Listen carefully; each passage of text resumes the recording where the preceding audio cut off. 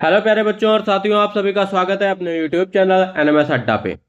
तो जैसा कि लास्ट दिनों में हम क्या लेके आ रहे हैं आपके लिए, भर भर के क्वेश्चंस लेके आ रहे हैं। इससे पहले भी मैंने कल शाम में अपलोड करी है इसका पार्ट 1 सेट में, जहां हमने बात करी थी 150 क्वेश्चन की। साइंस के हैं आपके, और सामाजिक विज्ञान के हैं, सोशल साइंस के, और मैथ्स के भी आपके कितने हैं, 20 क्वेश्चन। ठीक है, टोटल हमारे 150 क्वेश्चन लेके आ रहे हैं और ये इसका पार्ट 2 अपलोड होने जा रहा है। और ये सारे क्वेश्चंस आपके कहां से हैं, ये जितने भी आपके क्वेश्चंस आ रहे हैं ये सारे प्रीवियस ईयर क्वेश्चंस है, और सेट के पेपर में आपके प्रीवियस ईयर क्वेश्चंस ही रिपीट होते हैं।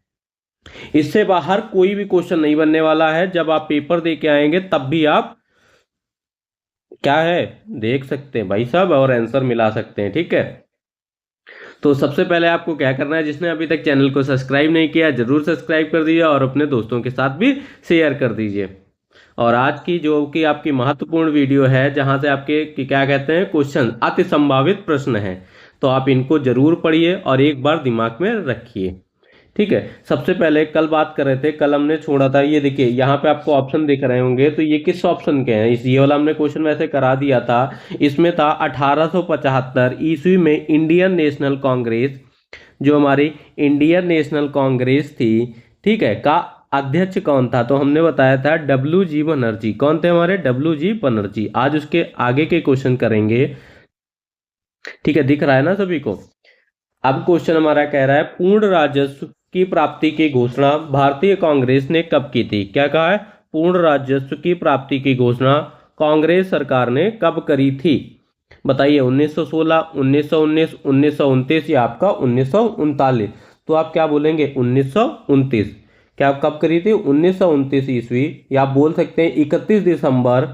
क्या हो जाएगा हमारा, 31 दिसंबर 1929 ईस्वी में लाहौर में कांग्रेस अधिवेशन के अध्यक्ष पंडित जवाहरलाल नेहरू ने की थी, और जिसमें पूर्ण स्वराज्य की मांग का प्रस्ताव पारित किया था। समझ गए सभी लोग, किसने करी थी, हमारे पंडित जवाहरलाल नेहरू जी ने करी थी।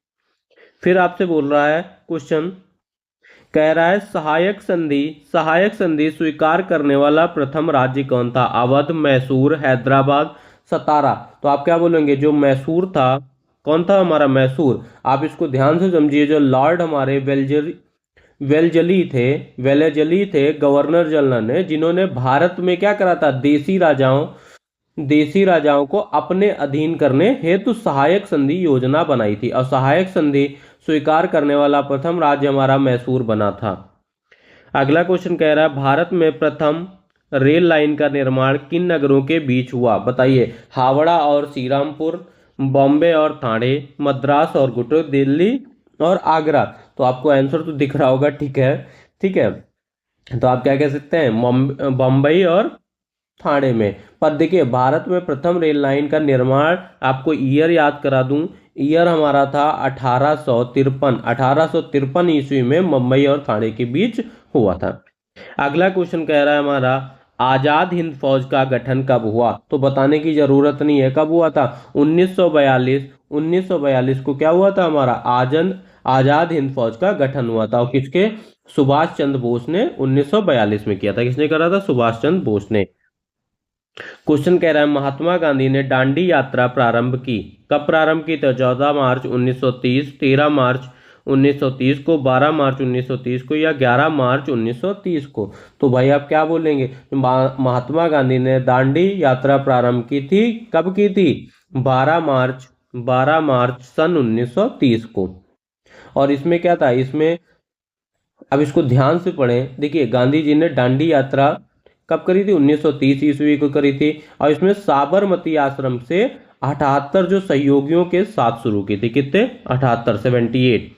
अगला क्वेश्चन कह रहा है, गौतम बुद्ध को ज्ञान प्राप्त हुआ था, कहाँ से प्राप्त हुआ था भाई, सारनाथ से, कपिलवस्तु में, या आपके पाटलिपुत्र में, या आप बोध गया में। तो कहाँ से बोलेंगे आप, सर जो आप टिक कर दे, मेरे टिक करने से नहीं होता है भाई, आप भी बता दो।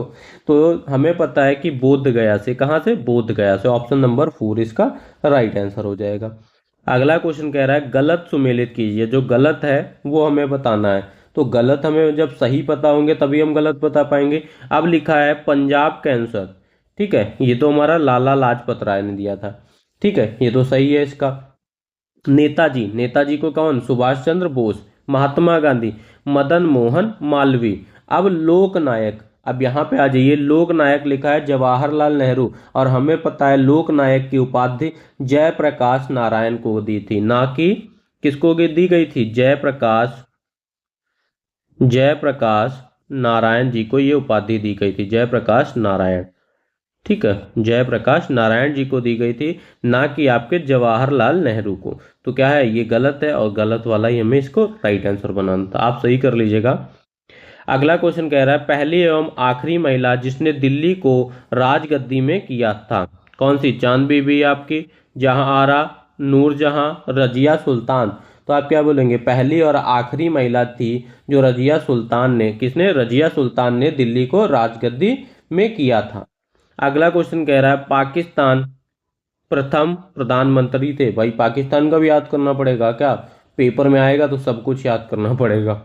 ठीक है, तो ये हमारे थे लियाकत अली खान। कौन थे? लियाकत अली खान। ऑप्शन नंबर 1 इसका राइट आंसर हो जाएगा। अगला क्वेश्चन कह रहा है, निम्नलिखित में से कौन सी खोज ने ऐतिहासिक मानव को स्थायी जीवन के लिए अग्रसर किया? पहिया, कृषक, पत्थर के औजार, आग। तो आप क्या बोलोगे? जो कृषक थे, अन्न उगाने की खोज, कृषक जो अन्न उगाने की खोज ने ऐतिहासिक मानव को स्थायी जीवन के लिए अग्रसर किया था। अगला क्वेश्चन कह रहा है, प्रागैतिहासिक मानव का भोजन क्या है? तो आप क्या बोलोगे? देखिए, जड़ और फल होते हैं। क्या होता है इनका भोजन? जड़ और फल। तो आई होप यहाँ तक क्वेश्चन सभी को समझ में आए होंगे। फिर देखिए अगले क्वेश्चन पे बात करते हैं। बहुत सारे क्वेश्चन हैं, आप लोग बस देखते रहिए। पेपर से पहले ऐसे ही सीरीज अपडेट होती रहेगी आपकी। फिर बोला गया है, सिंधु घाटी की सभ्यता के मुख्य देवता कौन थे? राम, कृष्ण, पशुपति शिव, शेषनाग। तो क्या हो जाएगा हमारा? जो पशुपति शिव थे, पशुपति शिव, ये क्या थे? सिंधु घाटी सभ्यता के मुख्य देवता थे। अगला क्वेश्चन कह रहा है, बुद्धि मत के प्रचार के लिए अशोक महान ने अपनी पुत्री को भेजा था। कहाँ भेजा था भाई? मलेशिया, बर्मा, श्रीलंका या थाईलैंड। तो देखिए, जो बुद्धिमत के प्रचार के लिए अशोक महान ने अपने पुत्र, ठीक है, अपने पुत्र, पुत्री नहीं है, पुत्र, ठीक है, अपने पुत्र जो है, पुत्र दोनों थे भाई, पुत्र का नाम था महेंद्र और पुत्री का नाम था संघमित्रा, ठीक है, को श्रीलंका भेजा था। कहाँ भेजा था? श्रीलंका भेजा था। निम्नलिखित में से सबसे प्राचीन ग्रंथ कौन सा है? महाभारत, ऋग्वेद, सामवेद या आपके वाल्मीकि रामायण। तो आप क्या बोलेंगे? सबसे प्राचीन ग्रंथ हमारा ऋग्वेद है। क्या है? ऋग्वेद। ऑप्शन नंबर 2 इसका राइट आंसर हो जाएगा। अगला क्वेश्चन कह रहा है, प्राचीन भारत में समाज विभाजित था 8 समूहों में, 4 समूह में, या आपके 7 समूहों में, या 6 समूह में। तो आप क्या बोलेंगे? देखिए, प्राचीन भारत में समाज 4 समूहों में विभाजित था। कहाँ तक? कितने में था? 4 समूहों में विभाजित था। और आरंभ में जो शुरुआत में थे, इनको 3 वर्ण, जैसे आपके ब्राह्मण, क्षत्रिय और वैश्य थे। बाद में चौथा वर्ण शूद्र भी मिलता है। तो क्या हो गया? 4। फिर बोला गया आपका, शाहनामा लेखक कौन थे? बताइए, शाहनामा लेखक कौन थे? तो हम बताते हैं, फिरदौसी जो थे, फिरदौसी थे, ये हमारे शाहनामा लेखक थे। अगला क्वेश्चन बोला गया, चाणक्य अपने बचपन में किस नाम से जाने जाते थे? जैसे आपका नाम कोई कहता है लल्लू, गल्लू, बल्लू, ये सब, तो आप चाणक्य जी का भी क्या नाम था? तो बता देंगे हम। अगर आपको नहीं पता तो आप देख लीजिए, चंद्रगुप्त, विष्णुगुप्त, संकटगुप्त या कुमारगुप्त। तो क्या बोलेंगे? जो विष्णुगुप्त थे, इनको क्या है, जो चाणक्य थे, अपने बचपन में विष्णुगुप्त के नाम से जाने जाते थे। अगला क्वेश्चन बोला गया, भारत में आक्रमण करने वाला प्रथम मुस्लिम शासक था। तो प्रथम मुस्लिम शासक कौन था हमारा? हम बता देते हैं आपको। जो प्रथम मुस्लिम शासक था, मोहम्मद बिन कासिम। कौन था हमारा? मोहम्मद बिन कासिम। और ये 1712 ईस्वी में भारत आक्रमण करने वाला प्रथम मुस्लिम शासक था। तो कौन सा हो गया? मोहम्मद बिन कासिम। अगला क्वेश्चन कह रहा है, दीन ए इलाही किस शासक द्वारा प्रारंभ किया गया था? जहांगीर, अकबर, हुमायूं, शेरशाह। तो आप क्या बोलोगे? अकबर। अकबर के द्वारा किया गया था। अगला क्वेश्चन कह रहा है, आती ग्रंथ अथवा गुरु ग्रंथ साहिब का संकलन किसने किया? तो आप क्या बोलोगे? गुरु अर्जुन देव, गुरु तेग बहादुर, गुरु नानक या आपके गुरु गोविंद सिंह। तो क्या हो जाएंगे? तो आप बोल दोगे जो आदि ग्रंथ सिख धर्म से संबंधित धार्मिक लिखाओं का एक संकलन है और जिसे पांचवें सिख गुरु श्री अर्जुन देव ने 1604 ईस्वी में पूरा किया था। तो क्या हो जाएगा आपका? गुरु गोविंद सिंह। Option number 4। अगला क्वेश्चन कह रहा है सत्यमेव जयते शब्द किस उपनिषद से लिया गया है? कोई बता सकता है? हाँ जी, बता सकते हैं। तो ये हो जाएगा मुंडकोपनिषद। ठीक है, मुंडकोपनिषद से लिया गया है। अगला क्वेश्चन कह रहा है गौतम बुद्ध का जन्म स्थान क्या है? लुम्बिनी, बोधगया, सारनाथ या कुशीनगर। तो देखिए लुम्बिनी, क्या हो जाएगा हमारा? लुम्बिनी। देखिए ऑप्शन इसका समझिए 1563 ईस्वी में जो पूर्व के नेपाल में कपिल वस्तु के निकट ये क्या है? लुम्बिनी नामक ग्राम से गौतम बुद्ध का जन्म स्थान हुआ था। ठीक है, क्वेश्चन बोला गया हमारा, बताइए जयपुर नगर के संस्थापक थे, कौन थे? तो जयसिंह, मानसिंह, छत्रसाल या अकबर। तो आंसर इसका हो जाएगा हमारा, ध्यान से देखा जाए, जो जयपुर नगर के संस्थापक हमारे जयसिंह थे। कौन थे? जयसिंह। जयपुर से जयसिंह हो गया। क्लियर है। और जयपुर नगर को पिंक सिटी के नाम से भी जाना जाता है। क्या जाना जाता है? पिंक सिटी के नाम से भी जाना जाता है। अगला क्वेश्चन हमारा कह रहा है भारत में व्यापार हेतु आने वाली प्रथम यूरोपीय कंपनी थी, कौन सी थी? पुर्तगाली, डच, अंग्रेज या फ्रांसीसी। तो आप क्या कहेंगे? देखिए जो पुर्तगाली थी, कौन सी हमारी आई थी? पुर्तगाली प्रथम। फिर अगला क्वेश्चन कह रहा आनंद मठ उपन्यास की रचना किसके द्वारा की गई थी? रविन्द्रनाथ टैगोर, दादाभाई नौरोजी, बंकिम चंद्र चटर्जी या सुभाष चंद्र बोस। तो देखिए आनंद मठ उपन्यास की रचना हमारे बंकिम चंद्र चटर्जी द्वारा की गई थी और भारत का राष्ट्रीय गीत हमारा वंदे मातरम इसी उपन्यास से लिया गया है। अगला क्वेश्चन कह रहा है भारत का पहला वाइसराय था, कौन था हमारा? Lord Canning, Lord Elgin, Lord Dufferin या आपका लॉर्ड रिपेन। तो आप क्या बोलेंगे? जो लॉर्ड कैनिंग था भारत का पहला वाइसराय हमारा, कौन था? Lord Canning. और इसको 1857 के विद्रोह के बाद अगस्त 1858 को ब्रिटिश संसद ने एक अधिनियम पारित करके कंपनी के शासन को समाप्त कर दिया था। क्लियर है। अगला क्वेश्चन कह रहा है हमारा चौरा चौरी कांड का संबंध किस नगर से है? गोरखपुर, इलाहाबाद, पानीपत, आजमगढ़। तो देखिए जो चौरी चौरा कांड का संबंध है वो हमारा है गोरखपुर से। किससे है? गोरखपुर से। और चौरी चौरा नामक कांड आपका कब हुआ था? दिनांक 5 फरवरी, लिख लीजिएगा, 5 फरवरी 1942 ईस्वी में हुआ था। और ये जितने भी क्वेश्चंस आपके मैं करा रहा हूँ इसकी पीडीएफ मैं अपने टेलीग्राम चैनल और अपने व्हाट्सएप ग्रुप चैनल पे शेयर करता हूँ, तो आप लोगों को वहां पे मिल जाएगी। अगला क्वेश्चन कह रहा है महात्मा गांधी की आत्मकथा का नाम था? हिंद स्वराज, नवजीवन, यंग इंडिया, सत्य के प्रयोग। तो देखिए तो बोलेंगे आप महात्मा गांधी की आत्मकथा का नाम था सत्य के प्रयोग। सत्य के प्रयोग, ऑप्शन नंबर 4। अगला क्वेश्चन आता है हर्ष ने अपनी राजधानी स्थापित की। तो हर्ष ने अपनी राजधानी कहाँ है? जो हर्ष का मतलब समझते हो? हर्षवर्धन। ठीक है, हर्षवर्धन के समय उनकी राजधानी थानेश्वर थी और बाद में हर्षवर्धन ने कन्नौज को अपनी राजधानी बना लिया था। कहाँ? कन्नौज को अपनी राजधानी बना लिया था। अगला क्वेश्चन कह रहा अकबर के राज दरबार की भाषा थी, कौन सी थी? उर्दू, तुर्की, फारसी, हिंदी। तो देखिए अकबर के राज दरबार की भाषा हमारी थी फारसी। ऑप्शन नंबर 3 इसका राइट आंसर हो जाएगा। फिर बोला है तहरीक हिंद पुस्तक के लेखक हैं फिरदौसी, बदायूनी, इब्न बतूता या आपके अलबरूनी। ठीक है, नाम भी बड़े अजीब होते हैं, पढ़ भी नहीं मिलता है। देखिए तहरीक हिंद पुस्तक के लेखक हमारे कौन है? अलबरूनी है। ऑप्शन नंबर 4 इसका राइट आंसर हो जाएगा। 55 नंबर क्वेश्चन कह रहा है सुभाष चंद्र बोस का जन्म हुआ था, कहाँ हुआ था? तो हमें पता है सुभाष चंद्र जी का बोस कब हुआ था, ये भी याद करिए। 23 जनवरी 23, ठीक है 23 लिख जाओ भाई, 23 जनवरी 1897 में कटक में हुआ था। कहाँ हुआ था? 1897 में कटक में हुआ था। अगला क्वेश्चन कह रहा है गोस्वामी तुलसीदास समकालीन थे औरंगजेब के, अकबर के, जहांगीर के या आपके शाहजहां के। तो देखिए गोस्वामी तुलसीदास अकबर के समकालीन थे। किसके थे? अकबर के। अगला क्वेश्चन बोला गया है मोक्ष का अर्थ क्या है? बताइए। पुनर्जन्म या बोधत्व से, जन्म एवं मृत्यु के चक्र से, छुटकारा से, पूर्ण ज्ञान से। तो आप क्या बोलेंगे? जो हमारा मोक्ष कहते नहीं है बहुत लोगों को मोक्ष मिल गया। तो देखिए मोक्ष का मतलब होता है कि जन्म एवं मृत्यु के चक्र से छुटकारा होना। ठीक है।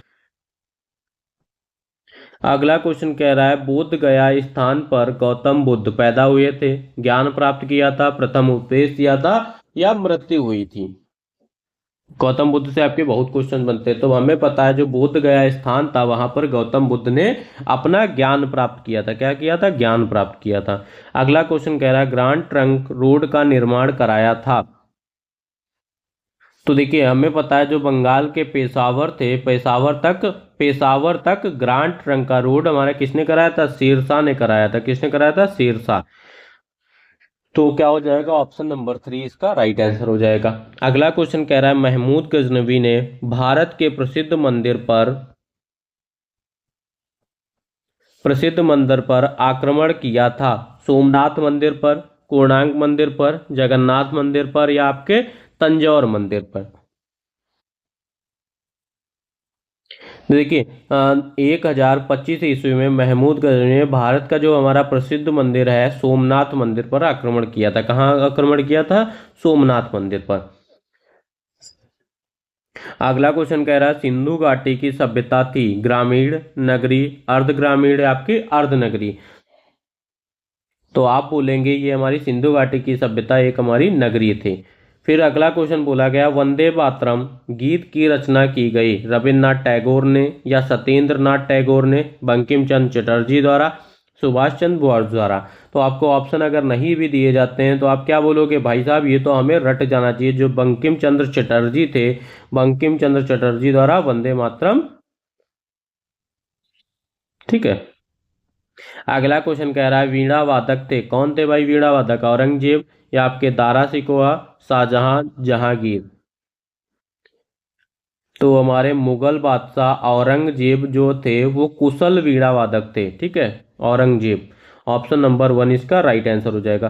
फिर पूछा गया फिर अगला क्वेश्चन आ रहा है गलत सुमेलित को चुनिए। क्या करना है भाई? आपको गलत चुनना है। तब आपका क्या है? ताजमहल जो है, ताजमहल हमारा कहाँ है? आगरा में है। ताजमहल हमारा कहाँ है? आगरा में है भाई साहब। अगला क्वेश्चन लाल किला, लाल किला भी दिल्ली में है। जो बुलंद दरवाजा है, जब यहाँ ताजमहल आगरा में है, ये बुलंद दरवाजा कहाँ होगा? तो देखिए बुलंद दरवाजा हमारा आगरा में ना होके फतेहपुर सीकरी में है। कहाँ है? फतेहपुर सीकरी में।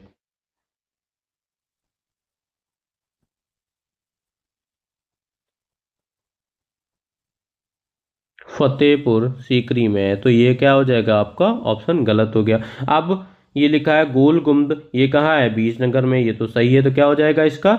ऑप्शन नंबर 3 इसका राइट आंसर हो जाएगा क्योंकि गलत दिया गया। अगला क्वेश्चन पूछा गया हमारा चिपको आंदोलन किसके द्वारा प्रारंभ किया गया था? तो ये भी आपको बताने की जरूरत नहीं है। जो हमारे सुंदरलाल बहुगुणा थे इनके द्वारा क्या करा गया था? चिपको आंदोलन प्रारंभ किया गया था। अगला क्वेश्चन कह रहा है स्वर्ण मंदिर कहाँ स्थित है? पटना में, मथुरा में, काशी या अमृतसर।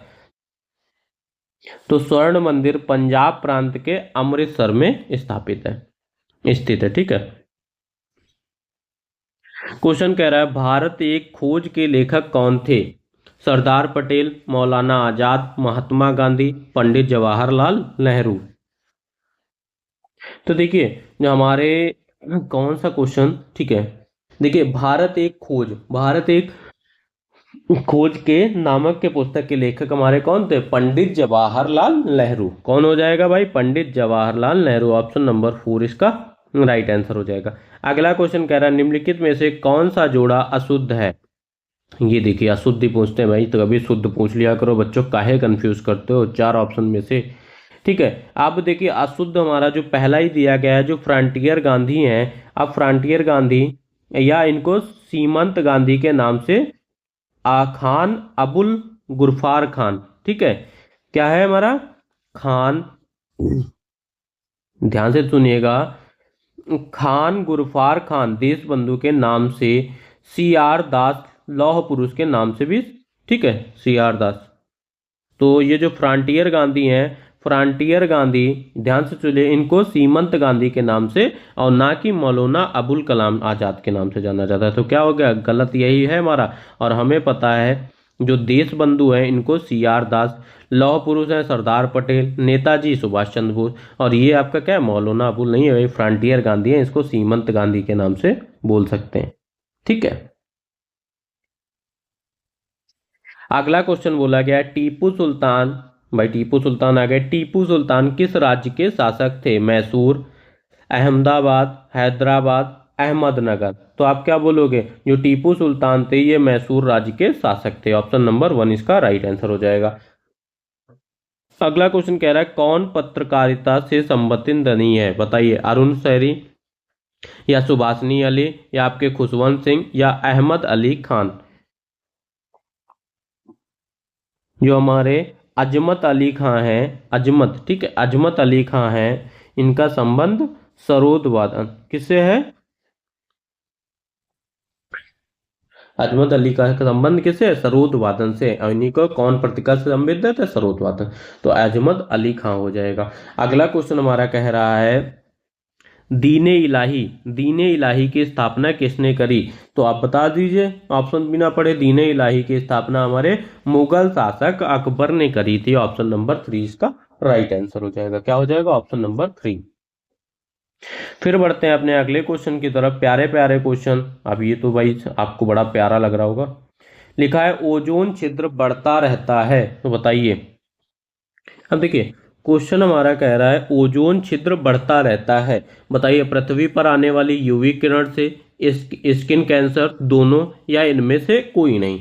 तो आप क्या बोलेंगे, देखिए ओजोन छिद्र पृथ्वी पर आने वाली यूवी जो किरण होती हैं, तो किससे, पृथ्वी पर आने वाली यूवी किरण और स्किन कैंसर, स्किन कैंसर दोनों को बढ़ा रहा है। किससे बढ़ा रहा है, दोनों को भाई बढ़ा रहा है। तो क्या हो जाएगा, ऑप्शन नंबर 3 इसका राइट आंसर हो जाएगा। ठीक है, अगला क्वेश्चन कह रहा है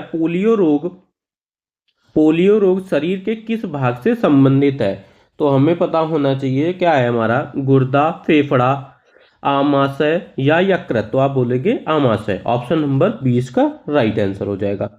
अगला क्वेश्चन कह रहा है एड्स का वायरस मानव शरीर में किससे पहुंचता है, भोजन, पानी, चुंबन, इनमें से कोई नहीं।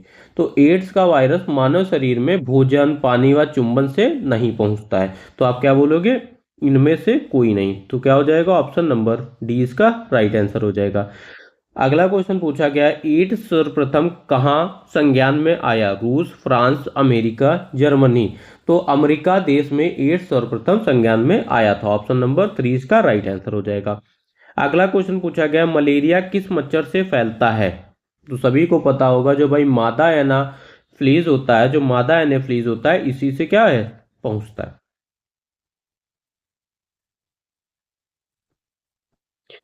फिर क्वेश्चन पूछा गया निम्नलिखित में से कौन सा पादप हार्मोन है, एड्रेनलिन या आपके थायरॉक्सिन या जिब्रेलिन या इंसुलिन। तो आप क्या कहेंगे, देखिए जो पादप हार्मोन होते हैं वो हमारा होता है जिब्रेलिन, इससे पहले भी करा चुका हूं। जो हमारे एड्रेनल होते हैं इनको भी देख लीजिएगा, जो एड्रेनल होता है, थायरॉक्सिन होता है और इंसुलिन होता है, ये हमारे जंतु हार्मोन है। क्या है, ये तीनों हमारे जंतु हार्मोन है। ठीक है, जंतु हार्मोन है। अगला क्वेश्चन बोला गया आपसे प्रकाश संश्लेषण कोशिका के किस अंग से होती है, माइटोकॉन्ड्रिया, अंतःप्राशी जालिका या राइजोसोम्स या आपके हरित लवक। तो देखिए जो हरित लवक होते हैं इनका संबंध किससे होता है, हरित लवक का संबंध अंग से होता है। ठीक है, हरित लवक। ऑप्शन नंबर क्या हो जाएगा। फिर अगला क्वेश्चन कह रहा है पांकुर से पौधे का कौन सा भाग बनता है, पांकुर के पौधे से कौन सा भाग बनता है, परो, मूल, पत्ती, पुष्प। तो हमें पता है परोह जो होता है पांकुर से पौधे का भाग बनता है, परोह। ऑप्शन नंबर 1 इसका राइट आंसर हो जाएगा। अगला क्वेश्चन बोला गया, पौधे हमें किस प्रक्रिया द्वारा ऑक्सीजन प्रदान करते हैं? तो जो आपने सभी ने पढ़ा होगा प्रकाश संश्लेषण। पौधे हमें प्रकाश संश्लेषण द्वारा ऑक्सीजन प्रदान करते हैं। क्या है? प्रकाश संश्लेषण, जिसको इंग्लिश में बोलते हैं फोटोसिंथेसिस। क्या बोलते हैं? फोटोसिंथेसिस।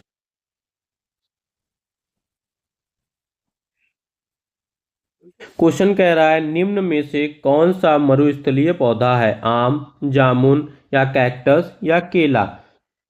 तो कैक्टस एक आपका जो कैक्टस है, कैक्टस एक क्या है हमारा मरुस्थलीय पौधा है जो पानी की कमी वाले स्थलों में पाया जाता है।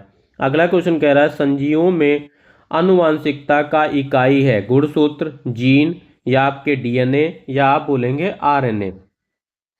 जो देखिए सजीवों में अंश आनुवांशिकता का इकाई का जीन क्या है? जीन। ऑप्शन नंबर 20 का राइट आंसर। आनुवांशिक पदार्थों में अचानक परिवर्तन कहलाता है। कोई भी अचानक परिवर्तन कहलाए तो उसको बोलेंगे उत्परिवर्तन। क्या बोलेंगे? उत्परिवर्तन। Option number B, option number C इसका राइट आंसर हो जाएगा। अगला क्वेश्चन कहा जा रहा है, निम्नलिखित में से कौन से कोशिकीय नहीं है? तो कौन से कोशिकीय नहीं है? जो हमारे विषाणु हैं, विषाणु जो होते हैं ये हमारे क्या होते हैं? आकोशिकीय होते हैं। क्या होते हैं? आकोशिकीय होते हैं। अगला क्वेश्चन,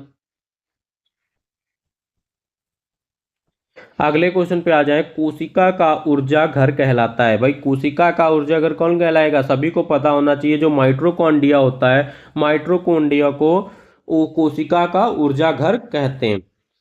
अगला क्वेश्चन कह रहा है, एड्स रोग का पता, ठीक है, एड्स रोग का पता लगाने के लिए कौन सा परीक्षण किया जाता है? एलिसा या आपका विडॉल या आपका ईसीजी, एक्सरे? जो हमारा एलिसा नामक होता है, एलिसा, एलिसा क्या होता है? एड्स रोग का पता लगाने के लिए परीक्षण किया जाता है। अगला क्वेश्चन कह रहा है, दूध में क्या नहीं पाया जाता है? भाई दूध में भी कुछ नहीं पाया जाता है। हाँ जी। तो देखिए दूध में विटामिन सी नहीं पाया जाता। क्या नहीं पाया जाता? विटामिन सी नहीं मिलता है आपको। अगला क्वेश्चन कह रहा है, एनीमिया रोग किस तत्व की कमी से होता है? लोहा, नाइट्रोजन, पोटेशियम, ऑक्सीजन? अगर ये क्वेश्चन भी आपसे गलत हो रहा है तो आप क्या करेंगे भाई? तो हमें किसकी कमी से होता है? लोहा। लोहा को क्या बोलते हैं? एनीमिया रोग। लोहा को Fe तत्व के कमी से होता है। ठीक है। अगला क्वेश्चन कह रहा है, प्रकाश संश्लेषण के लिए क्या आवश्यक है? तो प्रकाश संश्लेषण भाई है तो उसके लिए प्रकाश आवश्यक होगा, ना कि ध्वनि, उच्च ताप या आपका उच्च दाब। तो क्या हो जाएगा? ऑप्शन नंबर 1 इसका राइट आंसर हो जाएगा। फिर कह रहा है, पेड़ की पत्तियों का हरा रंग इनमें उपस्थित होने के कारण होता है। तो देखिए जो क्लोरोफिल होता है, पेड़ की पत्तियों का हरा रंग क्या होता है? इनमें उपस्थित हमारा क्या होता है? क्लोरोफिल। क्या होता है? क्लोरोफिल। ऑप्शन नंबर सी इसका राइट आंसर हो जाएगा। अगला क्वेश्चन कह रहा है, मरुदबेध पौधे में पत्तियां छोटी या निकोली होती हैं। भार कम करने के लिए, जल के क्षय को रोकने के लिए, आयतन कम करने के लिए, या सुंदर लगती हैं? तो भाई सुंदर तो कहीं से नहीं लगती हैं। ये जो जल का क्षय जो होता है उसको रोकने के लिए होती हैं। क्या होती हैं?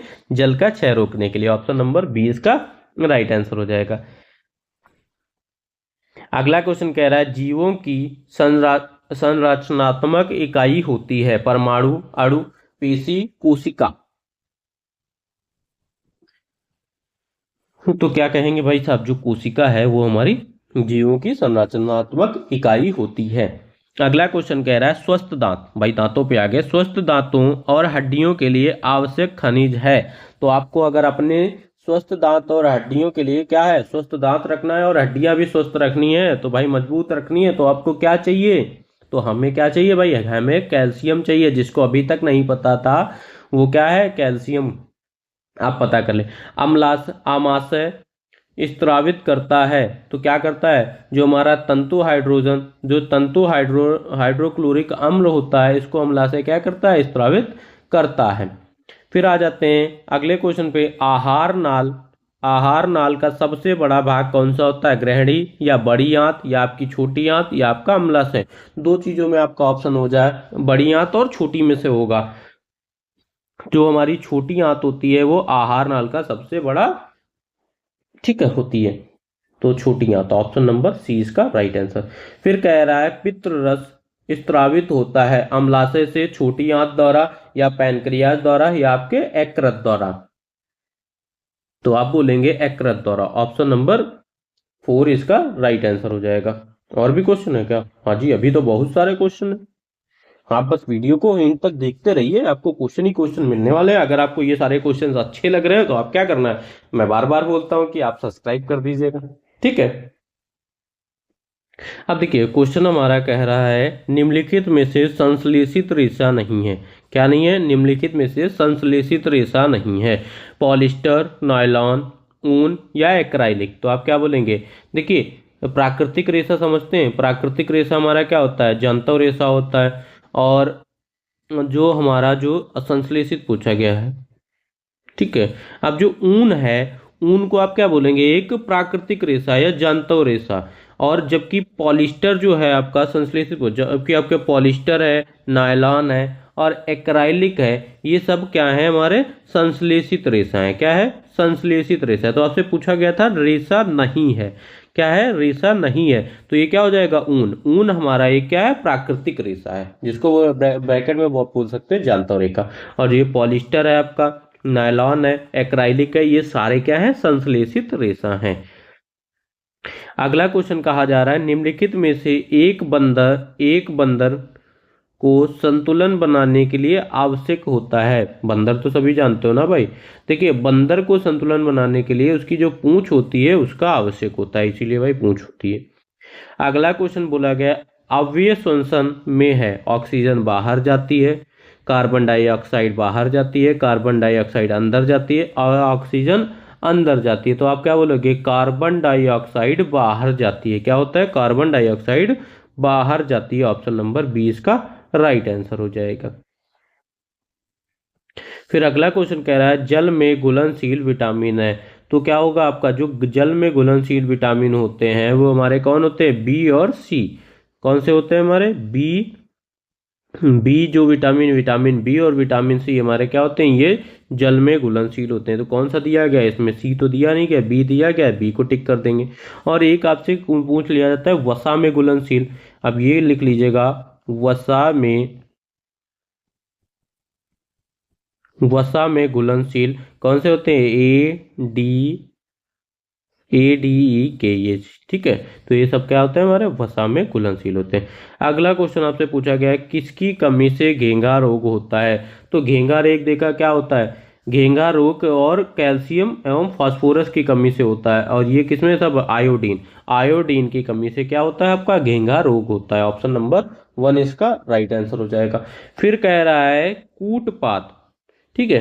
कूटपाद पाया जाता है अमीबा में, हाइड्रा में आपके, या उगलीना में, या पैरामीशियम में। तो आप क्या बोलोगे? अमीबा। देखिए अमीबा में प्रचलन के लिए पाए जाने वाले विशेष क्या होता है? कूटपाद। एवं पैरामीशियम में, ठीक है, तो क्या होता है? अमीबा में आपका, अमीबा में ये क्या होता है? कूटपाद पाया जाता है।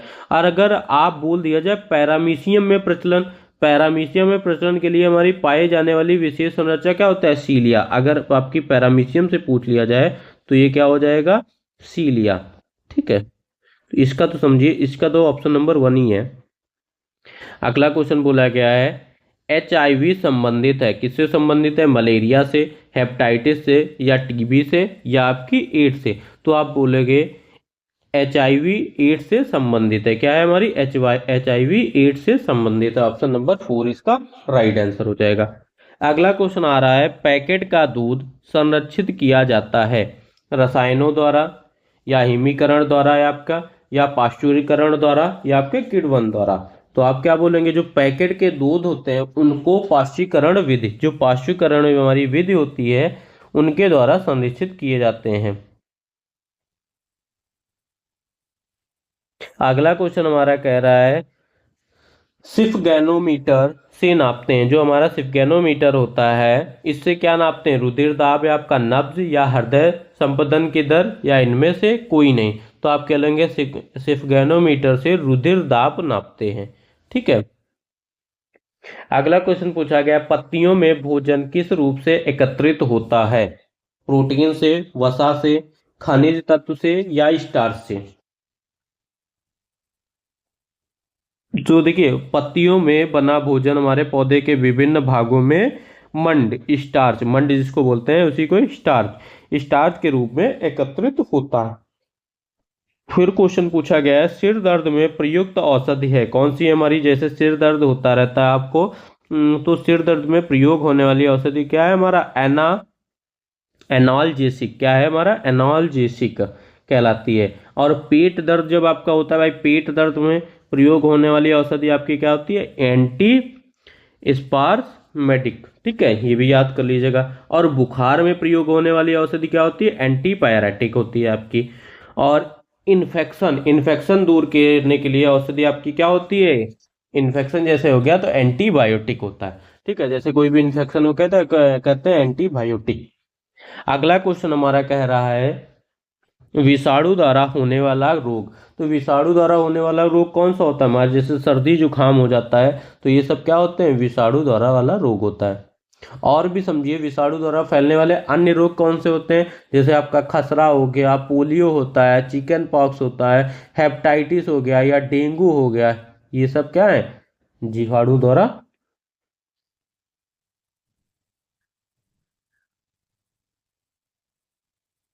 अब जीवाणु द्वारा फैलने वाले रोग कौन से होते हैं, आपका हो गया जैसे क्षय रोग, टीबी, हैजा, टाइफाइड, ये सब।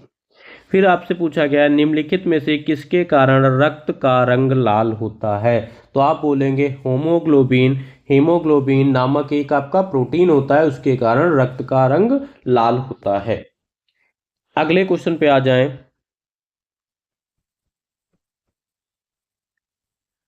अगला क्वेश्चन कह रहा है सहारा देने वाली जड़ें पाई जाती हैं मूली में, गन्ने में, गाजर में, आलू में। जैसे भाई सहारा, तो हमें पता है कि सहारा देने वाली जड़ें हमारी किस में पाई जाती हैं, गेहूं में, एक ये क्योंकि एक वर्षीय पौधा होता है।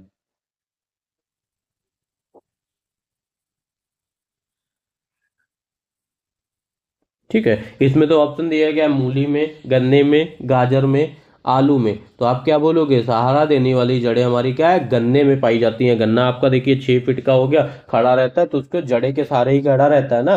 फिर पूछा गया है एक कोशिकीय पादप है हमारा, एक कोशिकीय पादप हमारा क्या है, कैला कैला माइडोमोनास, ठीक है, ये हमारा क्या है, एक कोशिकीय है। और जो इसके अतिरिक्त आपके दिए गए हैं,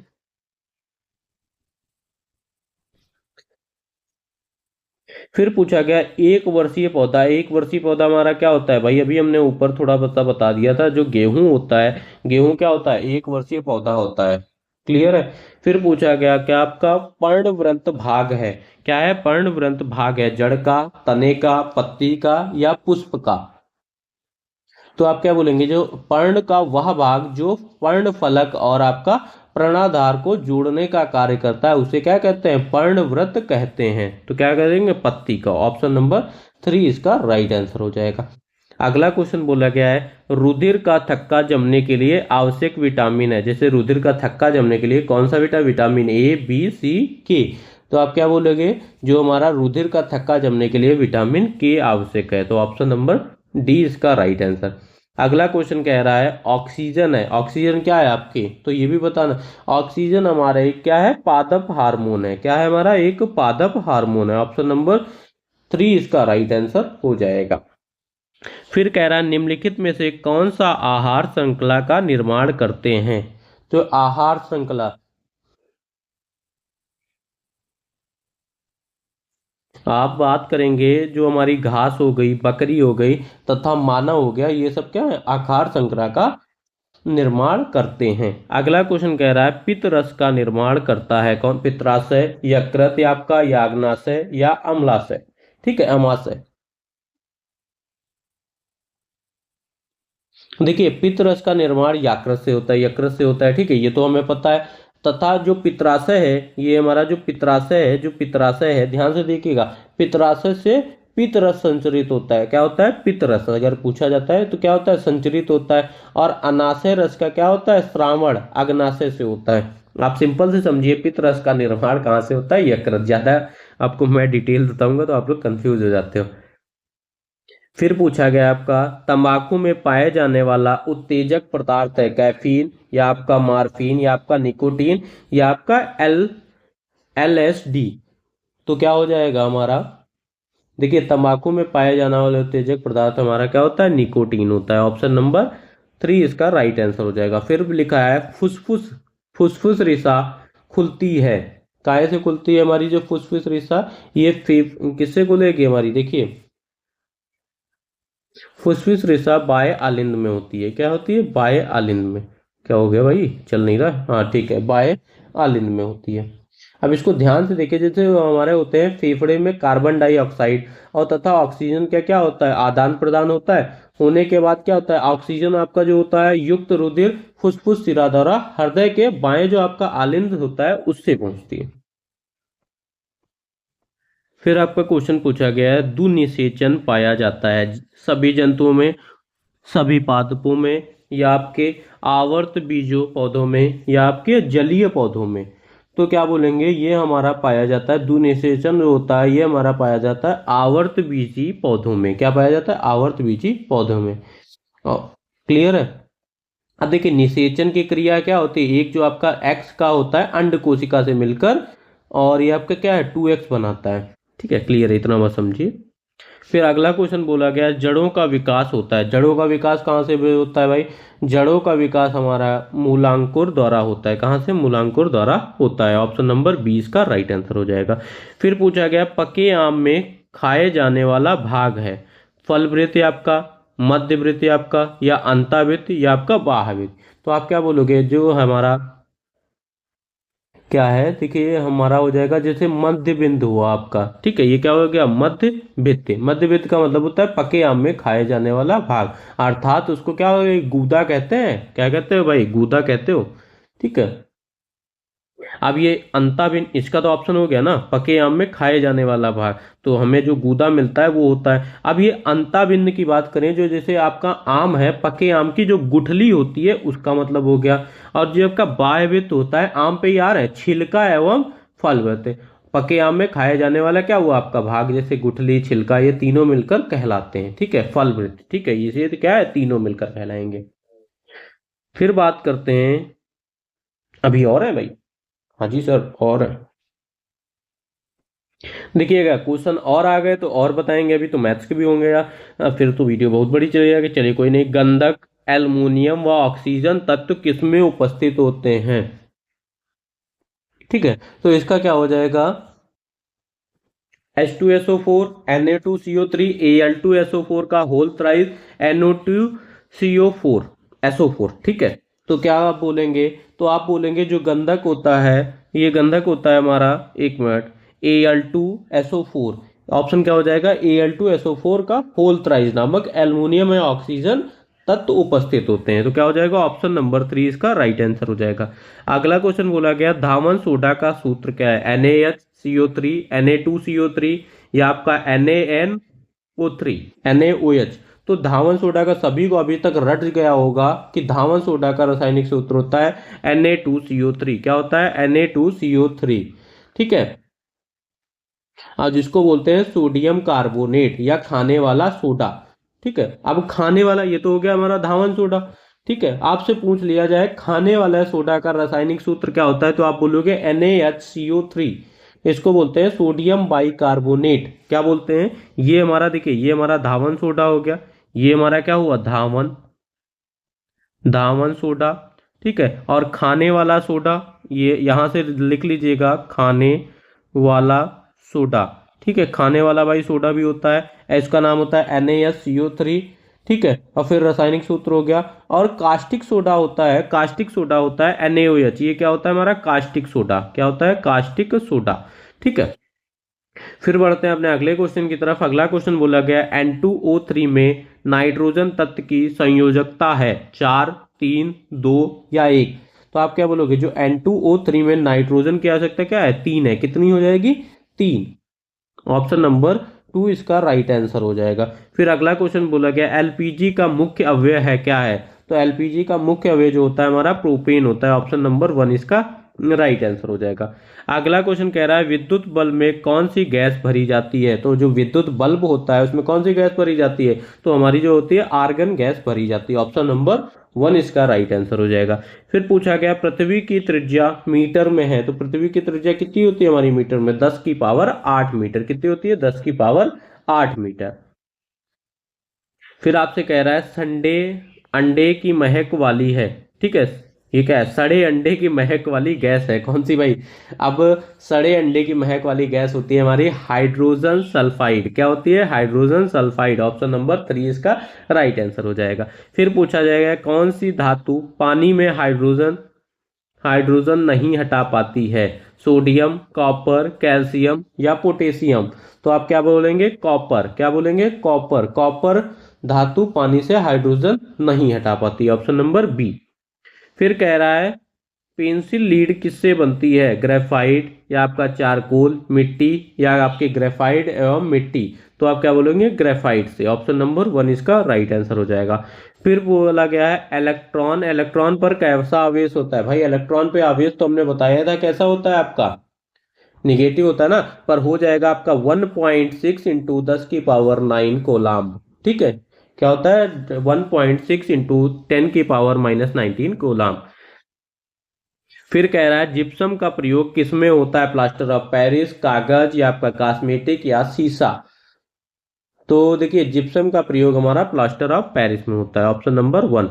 फिर कह रहा है परम शून्य ताप होता है, परम शून्य जो ताप होता है वो कितना होता है? -का 273 डिग्री सेंटीग्रेड। कितना होता है? -का 273 डिग्री सेंटीग्रेड। कौन सी धातु मिट्टी के तेल में रखी जाती है? कौन सी धातु रखी जाती है? पारा, सोडियम, सल्फर, मैग्नीशियम? तो देखिए सोडियम तथा पोटेशियम धातु से अधिक क्रियाशील होने के क्या होते हैं? इसके फलस्वरूप होते हैं, इसलिए इनका क्या होता है? ऑक्सीकरण की क्रिया से बचने के लिए इनको मिट्टी के तेल में डुबाकर रखा जाता है, सोडियम। फिर कह रहा है वाटर गैस मिश्रण है, वाटर गैस मिश्रण है, किसका किसका मिश्रण है? तो हमें पता है CO प्लस H2O का। क्या है? CO plus H2O।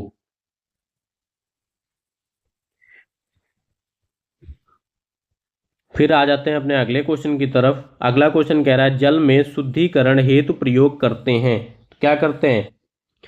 I2, Br2, Cl2 या SO2 का? तो आप बोलोगे Cl2। जल में शुद्धिकरण हेतु क्लोरीन का प्रयोग करते हैं, किसका प्रयोग करते हैं? क्लोरीन का। ऑप्शन नंबर 3 इसका राइट आंसर हो जाएगा। फिर पूछा जा रहा है किस तत्व के बाह्यतम कक्ष में 8 इलेक्ट्रॉन होते हैं? बाहरी कक्ष में कितने होते हैं? 8 इलेक्ट्रॉन होते हैं। तो हमें पता है जो नियॉन होता है, जो हमारा नियॉन है नियॉन में कहते हैं 8 होते हैं, इलेक्ट्रॉन होते हैं। अगला क्वेश्चन कह रहा है कौन सा कण विद्युत उदासीन होता है? Alpha, beta, proton, neutron? तो उदासीन तो सभी को पता होगा ना, न्यूट्रॉन। वायुमंडल दाब किस यंत्र से नापते हैं? तो वायुमंडल का दाब किस यंत्र से नापते हैं? तो हमारा जो होता है बैरोमीटर, बैरोमीटर से हम क्या नापते हैं? वायुमंडल का दाब नापते हैं। फिर कह रहा है कौन सा रेडियोथर्मी कैंसर की में से उपयोगी है? U35, कोबाल्ट 60, Zn या आपका ड्यूटीरियम? तो हम बोलेंगे कोबाल्ट 60। अगला क्वेश्चन कह रहा है कौन सी किरण विद्युत क्षेत्र में अविचलित हुए गुजरती है? कौन सी रेज होती है हमारी? जो हमारी गामा किरण होती हैं वो विद्युत क्षेत्र में अविचलित हुए गुजरती हैं, गामा किरण, ठीक है। कोयले का शुद्ध रूप है, कोयले का शुद्ध रूप कौन सा होता है? लिग्नाइट या आपका पायराइट, बॉक्साइट या आप बोलेंगे सल्फाइड? तो आप क्या हो, जो लिग्नाइट होता है वो कोयले का शुद्ध रूप होता है। अगला क्वेश्चन कह रहा है पेंसिलिन की खोज किसने करी थी? तो ये तो अभी सभी को पता है कि पेंसिलिन की खोज हमारे अलेक्जेंडर फ्लेमिंग ने करी थी, अलेक्जेंडर फ्लेमिंग ने करी थी। किस विटामिन की कमी से रतौंधी होती है? बार बार क्वेश्चन रिपीट हो चुका है तो आप सिंपल से बता दीजिए, विटामिन ए की कमी से रतौंधी होती है। फिर कह रहा है इनमें से कौन सी धातु हमें नुकसान पहुंचाती है? सीसा, कोबाल्ट, यूरेनियम या सभी? तो आप बोलोगे जो सीसा है भाई हमारा, कोबाल्ट है, यूरेनियम है, ये सभी क्या है? हमारे नुकसान पहुंचाती हैं, तो ये सभी। ऑप्शन नंबर 4 इसका राइट आंसर हो जाएगा। फिर कहा गया है भोपाल गैस दुर्घटना में मिथाइल आइसोसेनेट को किससे क्रिया के फलरूप हुआ था आपका? तो किसे बोलेंगे? ऑप्शन नंबर 4 पानी। फिर कह रहा है आसुत जल है, आसुत जल क्या है हमारा? क्या हो जाएगा? आसुत जल हमारा, आसुत जल क्या है? एक विद्युत कुचालक है। क्या है हमारा? विद्युत कुचालक है। ऑप्शन नंबर बी इसका राइट आंसर हो गया।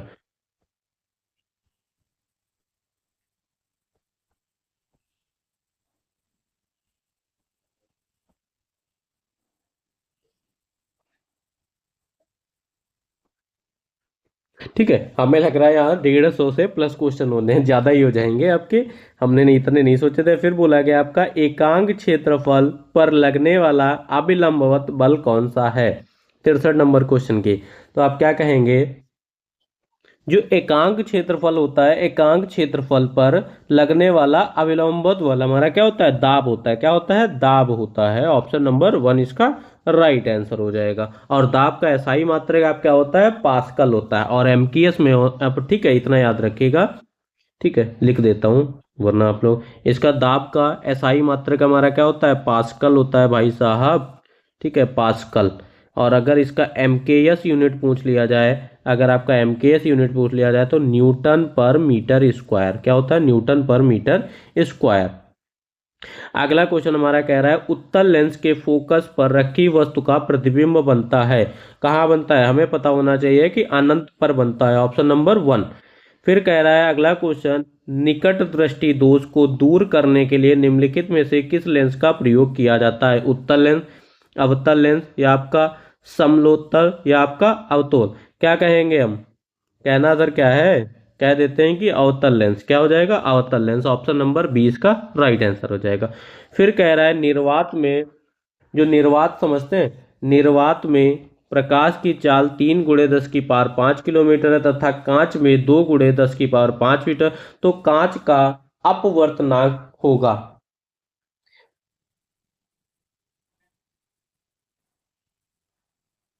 तो देखिए, किसी माध्यम की जो अपवर्तनांक या निर्वात में प्रकाश की चाल तथा माध्यम में प्रकाश की चाल के अनुपात के बराबर होती है। क्या होती है?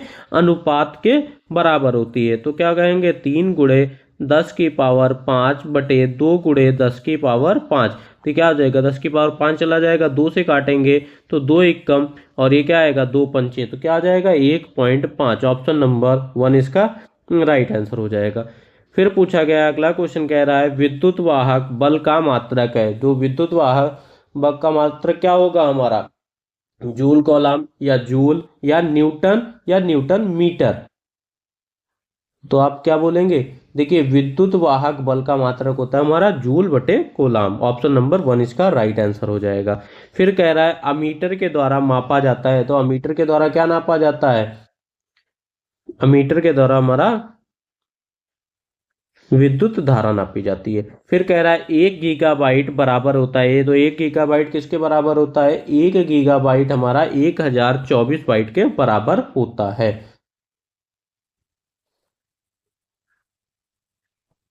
फिर कहते हैं बहते हुए पानी में ऊर्जा है। बहते हुए पानी में ऊर्जा है उष्मीय ऊर्जा, ध्वनि ऊर्जा, रासायनिक ऊर्जा, यांत्रिक ऊर्जा। तो देखिए, बहते हुए पानी में हमारी यांत्रिक ऊर्जा होती है। क्या कौन सी होती है? यांत्रिक ऊर्जा। कह रहा है प्रकाश वर्ष का मात्रक क्या है? तो प्रकाश वर्ष का मात्रक हमारा क्या हो जाएगा? दूरी का मात्रक है। किसका है? दूरी का। निम्नलिखित में से सदिश राशि है। सदिश और अदिश दो राशियां होती हैं आपकी। पूछा गया सदिश राशि ऊर्जा में, संवेग में, या कार्य में, या दूरी में। तो क्या कहेंगे? संवेग। संवेग हमारी क्या है? एक सदिश राशि। ऑप्शन नंबर टू इसका राइट आंसर हो जाएगा। फिर कह रहा है किस ताप पर जल का घनत्व अधिकतम होता है? 100 डिग्री सेंटीग्रेड, या 4 डिग्री सेंटीग्रेड, या आपका 0 डिग्री सेंटीग्रेड, या आपका -0 डिग्री। तो क्या बोलेंगे? 4 डिग्री सेंटीग्रेड। ठीक है, तापमान का घनत्व अधिकतम होता है। फिर कह रहा है निम्नलिखित में से किसमें गतिज ऊर्जा नहीं है? तो ऑप्शन तो देख लेते हैं किसमें नहीं है भाई, तभी तो बता पाएंगे। दागी गई गोली में, या बहता हुए पानी में, या आपके हथौड़े से चोट करना, तना हुआ धनुष। तो किसमें नहीं होगी? देखिए, किसी वर्ष में उसी स्थिति अथवा आकृति में हुए परिवर्तन के कारण क्या होती है? हमारी संचित ऊर्जा होती है। क्या होती है? संचित ऊर्जा। तो क्या होता है? तना हुआ धनुष। फिर कह रहा है यदि गति करते हुए पिंड का वेग 2 गुना हो जाए और पिंड की गतिज ऊर्जा क्या हो जाएगी? बताइए, 2 गुनी होगी या 4 गुनी होगी? तो आप बोलेंगे देखिए, कोई भी यदि गति करते हुए पिंड का वेग 2 गुना हो जाता है तो पिंड की जो गति होती है वो क्या होती है, 4 गुना हो जाती है। क्या हो जाती है, 4 गुना। ऑप्शन नंबर 20 का राइट आंसर हो जाएगा। अगला क्वेश्चन बोला गया, ध्वनि का वेग अधिकतम होता है, कहाँ पे होता है भाई ध्वनि का वेग, तो बोलेंगे ध्वनि का वेग अधिकतम हमारा स्टील में होता है। Option number 4। फिर कह रहा है अगला क्वेश्चन, एक चालक तार में 10 कूलाम विद्युत आवेश 2 सेकंड तक प्रभावित किया जाता है, तो चालक का प्रभावित धारा क्या होगी। देखिए विद्युत धारा का फॉर्मूला होता है हमारा, आप लिख लीजिएगा। अगर आपको विद्युत धारा कभी भी निकालने को आ जाए तो इसका हमारा फॉर्मूला होता है विद्युत आवेश बटे समय। तो क्या हो गया, विद्युत आवेश कितना दिया गया है, विद्युत 10 दिया गया, समय हमारा 2 सेकंड दिया गया, तो क्या हो जाएगा, 5 एम्पियर हो जाएगा। ऑप्शन नंबर 1 इसका राइट आंसर हो गया। फिर कह रहा है हमारा, उत्तल लेंस की फोकस पर स्थित वस्तु का प्रतिबिंब बनता है, फोकस पर, अनंत पर, या वक्रता केंद्र पर, या 2f पर। तो ये क्या हो जाएगा, अनंत पर। Option number B. फिर कह रहा है, किस घटना के कारण पानी के बर्तन में डूबी छड़ी टेढ़ी दिखाई देती है, तो परावर्तन के, या अपवर्तन के, या प्रकीर्णन, या ऊपर में से कोई नहीं। तो आप क्या बोलोगे, अपवर्तन के कारण दिखाई देती। किसके कारण, अपवर्तन के कारण। अगला क्वेश्चन कह रहा है, एक्स किरणों के आविष्कारक कौन है। एक्स किरणों के आविष्कारक हमारे कौन है भाई, रे रेयॉन्टजन। ठीक है, रेयॉन्टजन हो गया। Option number B, option number C. ठीक है, एक आदर्श अमीटर का प्रतिरोध होता है 0, 1, 1 से कम, अनंत। तो आप क्या बोलने वाले हैं, हम बोलने वाले हैं अब 0 होता है। Option number 1। फिर कह रहा है, शुष्क सेल में ऊर्जा नहीं होती, यांत्रिक ऊर्जा, विद्युत ऊर्जा, रासायनिक ऊर्जा, या विद्युत चुंबकीय ऊर्जा। तो क्या कहेंगे, शुष्क सेल में रासायनिक ऊर्जा होती है। शुष्क इसमें कौन सी होती है, रासायनिक ऊर्जा होती है। Option number C. फिर कह रहा है, इंटरनेट एक्सप्लोरर होता है, तो इंटरनेट एक्सप्लोरर हमारा क्या होता है, वेबसाइट, आईएसपी, ब्राउजर, या आपके हार्डवेयर। तो ये देखिए, ब्राउजर जो होता है हमारा, ब्राउजर आपका एक क्या होता है, इंटरनेट एक्सप्लोरर होता है। फिर कह रहा है, किलोवाट घंटा किसका मात्रक है, तो किलोवाट घंटा हमारा किसका मात्रक है, ऊर्जा का। फिर कह रहा है, निम्नलिखित में से अदिश राशि है। अदिश राशि कौन सी होगी, हमने 2 राशियां होती हैं मेन, और अदिश राशि किसकी हो जाएगी, कार्य की। फिर कह रहा है, चुंबकीय फ्लक्स का मात्रक है। चुंबकीय फ्लक्स का मात्रक है जूल, वेबर, न्यूटन, या उपयुक्त में से कोई नहीं। तो बहुत लोग कहेंगे वेबर। ऑप्शन नंबर 20 का राइट आंसर हो जाएगा। तो ये देखिए, ये सारे क्वेश्चंस आपके इंपॉर्टेंट है। फिर भाई आ जाते हैं ये मैथ्स पे, गणित। तो गणित से आपके, अगर आप ये 20 क्वेश्चन पढ़ के जाएंगे तो आपको मैं लिख के दे रहा हूं, यहां से आपके 5 नंबर आ जाएंगे, 5 से 6 7 नंबर। अब देखिए, क्वेश्चन पूछा जा रहा है जैसे कि, कह रहा है 200 की 2 की पावर 71, 2 की पावर 72, 2 की पावर 73, 2 की पावर 74 किस से विभाजित है, 9, 10, 11, 14। तो हमें दूर से ही दिख रहा होगा, अगर हम सब में से 2 की पावर 71 को कॉमन ले ले तो यहाँ पे क्या बचेगा, 1 बचेगा, और इसको क्या है, यहाँ पे 2 बचेगा, और 2 की पावर 73 यहाँ पे क्या बच जाएगा भाई, 4 बचेगा ना, क्योंकि 2 की पावर 2 बचेगा, और यहाँ पे 2 की पावर कितना हो जाएगा, कितने हो जाएगा, 2 की पावर 3, तो कितना हो जाएगा, 8। अब देखिए, बहुत बच्चे हमारे कंफ्यूज होंगे कि 271, ये 2 और 4 8 कैसे आया। तो हम मैं आपको बताऊं, जैसे आपने 271 लिखा है, 2 की पावर 71, जैसे आप 272, 2 की पावर जो 72 लिखा है, इसको आप ऐसे लिख सकते हो, 2 की पावर 71 गुणे 2 की पावर 1। जब हमारा आधार बराबर होता है तो घातें क्या होती है हमारी, जुड़ जाती है। तो 2 की पावर 71 प्लस 1 क्या हो जाएगा, 72। तो ये कॉमन बचा, 2 की पावर 1 यहाँ बचा, तो उसका क्या लिख लिया, 2 लिख लिया हमने। और यहाँ पे जैसे 2 की पावर 71 कॉमन निकालेंगे तो 2 की पावर क्या बचेगा, 2 की पावर 2 बचेगा, तो उसका 4 हो गया, और यहाँ पे 2 की पावर 3 बचेगा, तो क्या हो गया, 8 हो गया। क्लियर है। फिर हम इसको रखें, फिर 2 की पावर 71 बाहर, इन सबको जोड़ दें, 2 1 3, और 4 3 7, और 8 7 कितना हो जाएगा, 15 हो जाएगा। कितना हो जाएगा आपका, 15 हो जाएगा। ठीक है, क्लियर है, किसी को कोई दिक्कत तो नहीं है। ये क्या हो गया, 15।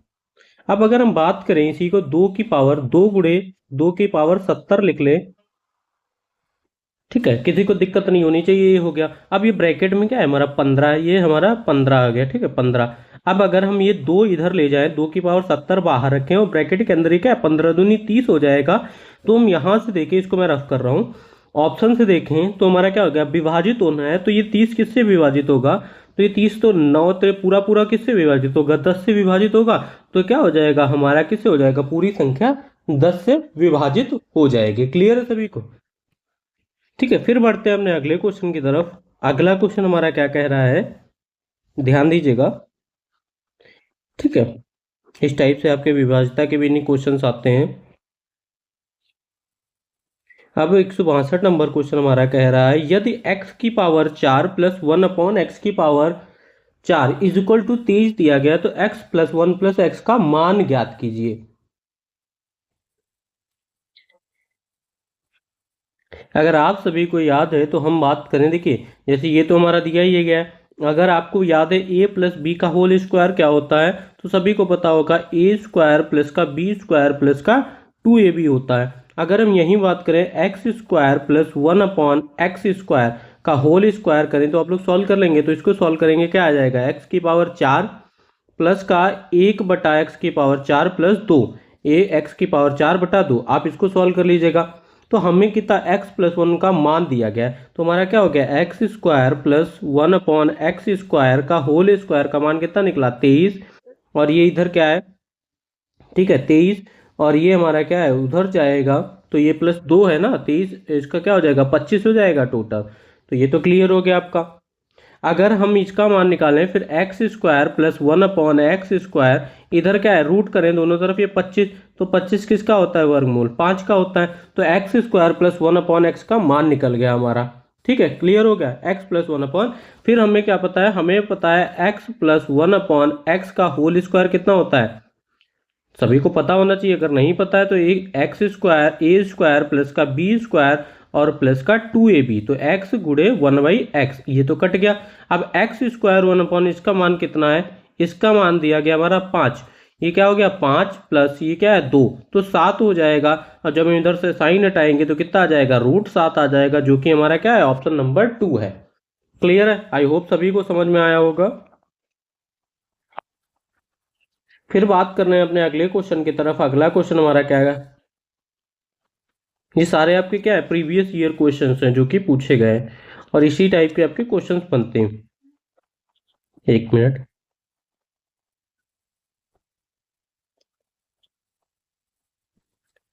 ठीक है भाई, स्लो स्लो रफ हो रहा है फिर। ठीक है, अब ये देखिए हमारे पास आज जैसे हो गई है 6 तारीख हो गई है, आपके पास 7 8, बस 7 8 2 दिन बचे हैं। आज का दिन है, कल का दिन है, 8 तारीख को। आप ज़्यादा प्रेशर मत बोलिएगा, सिर्फ आप रिवीजन के बेस पे ठीक है करिएगा। अगला क्वेश्चन ये देखिए कह रहा है x plus under root minus x is equal to, तो x का मान ज्ञात करना है, तो x का मान ज्ञात करना है। तो अगर हम इसको रखें, अगर हम ध्यान दें, इसको हम रखें x प्लस 1 अपॉन एक्स इधर, और इसको उधर ले जाए तो 1 माइनस का है, ये प्लस का हो जाएगा √x माइनस 1। अब दोनों तरफ हम क्या करें, स्क्वायर कर दें, वर्क कर दें, दोनों तरफ अगर हम वर्क कर दें तो फॉर्मूला लगा दें। तो इसका जैसे a प्लस बी का होल स्क्वायर सभी को पता है ना क्या होता है, A square plus B square plus 2ab। तो इधर इसका स्क्वायर करेंगे तो ये क्या हो जाएगा, x प्लस 1 हो जाएगा, और इसका स्क्वायर करें तो ए स्क्वायर कितना हो गया, ए स्क्वायर प्लस का बी स्क्वायर, तो ये क्या आ जाएगा x माइनस 1, और प्लस का 2ab, तो क्या आ जाएगा 2 अंडर रूट x माइनस 1। ठीक है, ये देखिए सही से नहीं चल रहा है, अंडर रूट x माइनस 1 ये हो जाएगा। यहां तक क्लियर हो गया सभी को। फिर देखिए क्या कह रहा है, फिर अभी जब इसको सॉल्व करें तो x प्लस 1, और इधर आएगा ये माइनस का 1 हो जाएगा, और ये ब्रैकेट को लें तो प्लस का इधर भी ले आते हैं तो माइनस का क्या हो जाएगा, minus x minus 1 is equal to, ये क्या हो गया हमारा 2 अंडर रूट x माइनस 1। अब इसको सॉल्व कर दें तो क्या आ जाएगा, x ये 1 से 1 चला गया, और x माइनस का हो जाएगा, तो ये क्या बचेगा, तो ये आप पूरा सॉल्व करेंगे तो इधर साइड 1 बचेगा, तो इधर हो जाएगा 2x की power minus 1 is equal to 1 हो गया। अब दोनों तरफ पुनः वर्क कर दीजिए, दोनों तरफ पुनः कर देंगे तो 4 आएगा, और ये हमारा क्या आएगा, x माइनस 1 आएगा, और इधर आपका 1 बचेगा। ठीक है, इधर आपका 1 बच जाएगा। तो ये क्या है, 4x - 4 इज इक्वल टू 1 बच रहा था, तो ये क्या हो जाएगा 4x इज इक्वल टू उधर जाएगा 5, तो x इज इक्वल टू क्या हो गया, x इज इक्वल टू 5/4। क्या हो गया, x इज इक्वल टू 5/4। और कौन सा ऑप्शन है, तो ऑप्शन नंबर 1 इसका राइट आंसर हो जाएगा। ठीक है,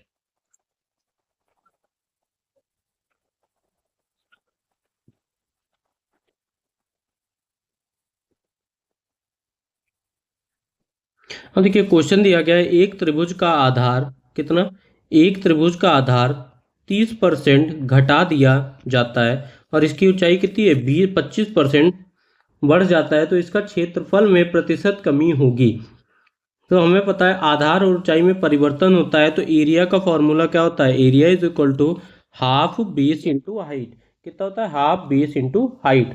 ठीक है, हाफ बेस इंटू हाइट। आधार क्या है, आधार बी है, ऊंचाई हमारी एच है, तो मूल क्षेत्रफल कितना होता है आपका, क्षेत्रफल इज इक्वल टू आधार गुणे ऊंचाई। अब आधार कह रहा है, आधार को 30% घटाने पे, तो B dash is equal to मान लें बी माइनस 0.30, परसेंटेज का साइन हटाएंगे तो 3b हो जाएगा, तो ये कितना बनेगा 0.70b बनेगा, 70b। और एच डैश हाइट निकालने नई ऊंचाई, तो एच प्लस कितना कह रहा है, 25% कह रहा है, तो 0.25 एच आ जाएगा, और इसको प्लस करें 1.25। अब नया क्षेत्रफल की बात करें, नया क्षेत्रफल हो जाएगा half B dash into H dash. ठीक है, half into B dash into H dash, half 0.70 B into 1.25 into H. तो आप इसको सॉल्व करेंगे, तो इसको सॉल्व करने पे आपका आएगा 0.875। ठीक है, 875, तो क्या हो जाएगा, अब 0.875 आया। ठीक है, अब इसको अगर कैलकुलेट करा जाए भाई, इसको अगर कैलकुलेट करा जाए, ये क्या है 0.875 और गुणे हाफ बी एच, और बी एच की वैल्यू रख दी जाए ऊपर कितनी, तो हमारा इसको अगर हम टोटल कैलकुलेट करेंगे तो ये हमारा आएगा 12.5 आएगा। ठीक है,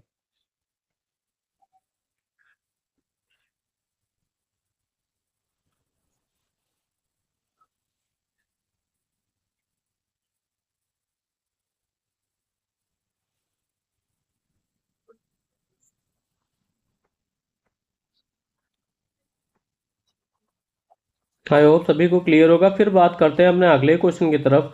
अगला क्वेश्चन देखिए,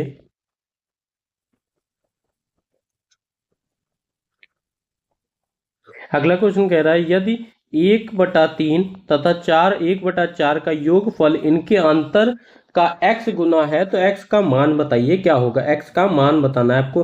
तो देखिए 1/3, 1/3 और प्लस क्या है 1/4, इनका योगफल किसके बराबर है, अंतर के बराबर है x, और ब्रैकेट में क्या है 1/3 माइनस 1/4। इसको सॉल्व कर दीजिए तो आ जाएगा x का मान कितना निकल आएगा 7 करना। बस आपको क्या करना है, इस इक्वेशन को सॉल्व करना है। ठीक है, आपको क्या करना है, इस इक्वेशन को सॉल्व करना है, सिंपल सा।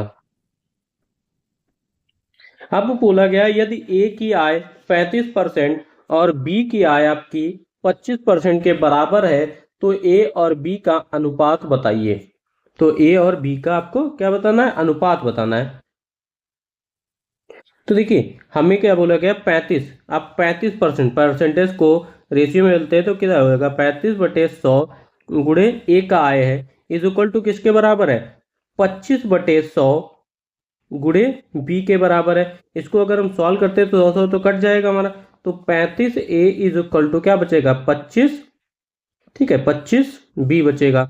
ठीक है, 25 का b बचेगा। फिर इसको a रेशियो b करें, हमें यही तो अनुपात ही पूछा गया है, तो 25 बटा आपका 35 आएगा। अब इसको भाई सिंप्लीफाई कर लें, 25 25 500 तो 35, तो 5/7 हो जाएगा। क्या हो जाएगा, 5/7 हो जाएगा।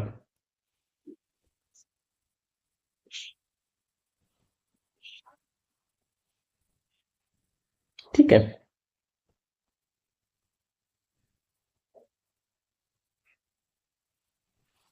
और आपके जो भी क्वेश्चन देखिए यहाँ से पूछे जाते हैं, इस टाइम में आप इन क्वेश्चंस को मैं इनकी पीडीएफ दे दूंगा।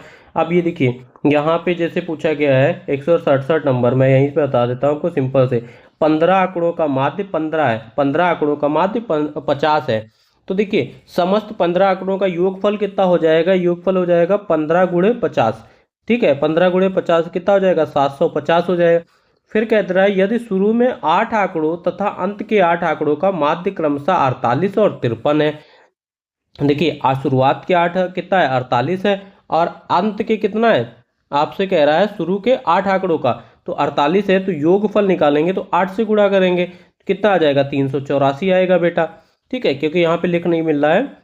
और अंत में 8 आंकड़ों का माध्य कितना आएगा, 53 है, और 53 की क्या है, 8 आंकड़े हैं तो 53 गुणे 8, योगफल निकालेंगे तो 53 गुणे 8 आएगा, आप गुणा करोगे तो क्या आएगा, 424 आएगा। अब टोटल योगफल क्या हो गया, दो शुरू के 8 आंकड़े थे और अंत के 8 आंकड़े थे, कितना हो गया, 384, 384 प्लस कितना हो गया हमारा 424, तो टोटल कितना 424, तो कितना आ जाएगा 808। अब आपसे पूछा गया है कि बताइए, जो हमारा माध्य पूछा गया है, तो टोटल आंकड़े जो है 808, और शुरुआत में हमने कितना निकाला है हमारा 750, कितना है 750, माइनस कर दीजिए तो आपका कितना आ जाएगा 58 आ जाएगा, और 58 हमारा ऑप्शन नंबर 4 पे दिया गया। ठीक है, अब पूछा गया, देखिए अगला क्वेश्चन भी इसी टाइप से कह रहा है। अगले क्वेश्चन की बात करें,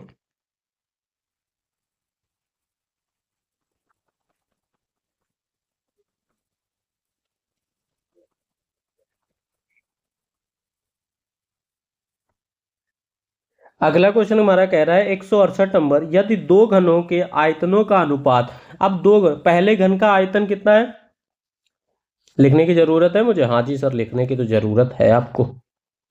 ठीक है, चलिए थोड़े मैथ्स की कुछ दिक्कत हो गई है पेन में, वरना कोई दिक्कत नहीं, चलिए मैं करता हूँ, इसको सही करूंगा मैं जल्दी ही अपनी नेक्स्ट वीडियो के टाइम पे।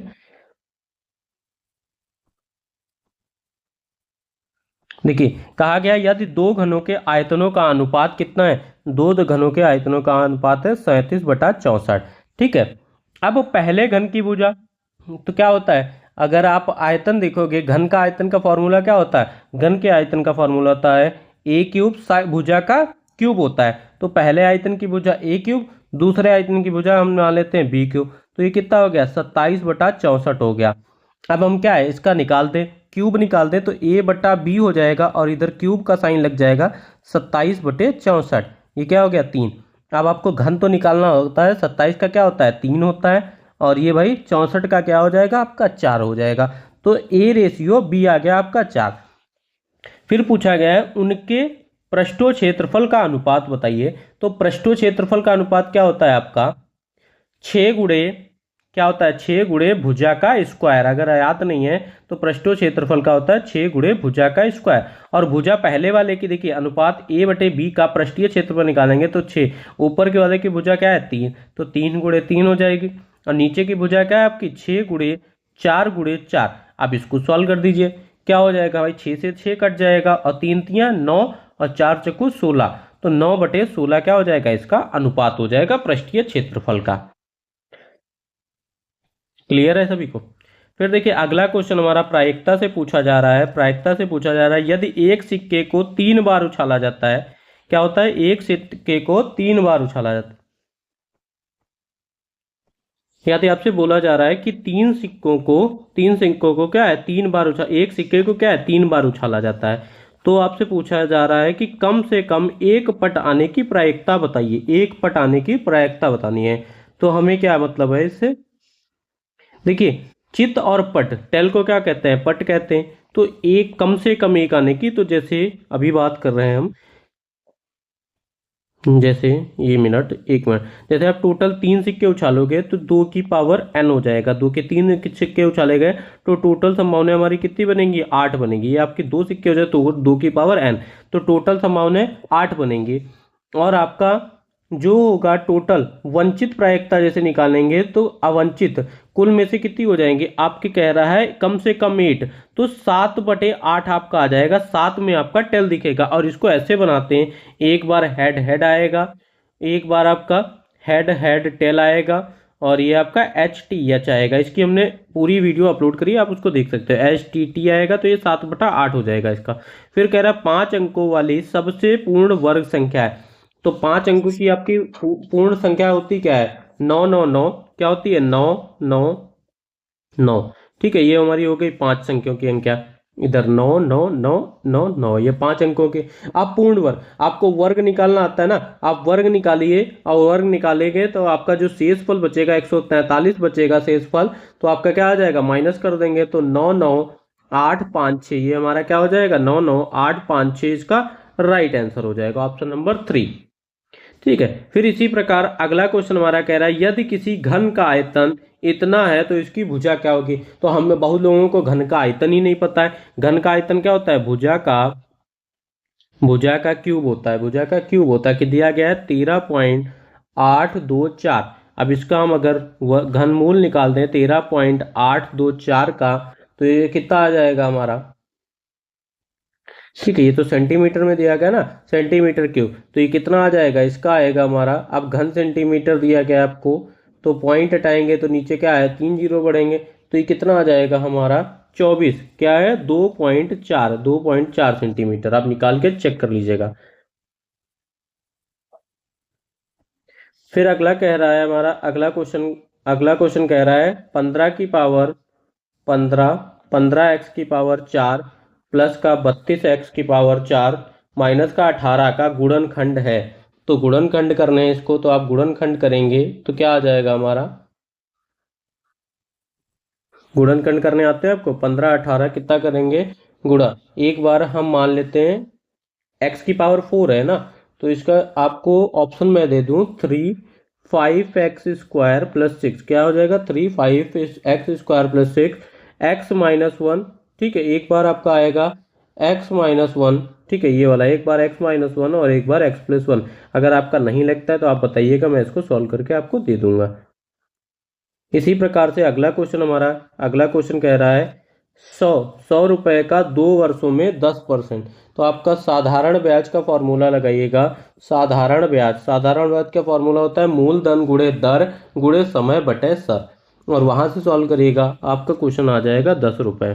ठीक है, ये आपका क्वेश्चन पूछा जाता है दिए गए चित्र में ए एंगल 60 है, 80 है, बी 85 है, तो डी का मान आपको बताना है। तो डी का मान हमें बताना है, तो कैसे बताएंगे, हमें पता है कि जो ये बी प्लस डी है, जो बी प्लस डी है, angle B plus D is equal to किसके बराबर होता है, इसके इज इक्वल टू 180 डिग्री के बराबर होता है, क्योंकि ये चक्रीय चतुर्भुज है।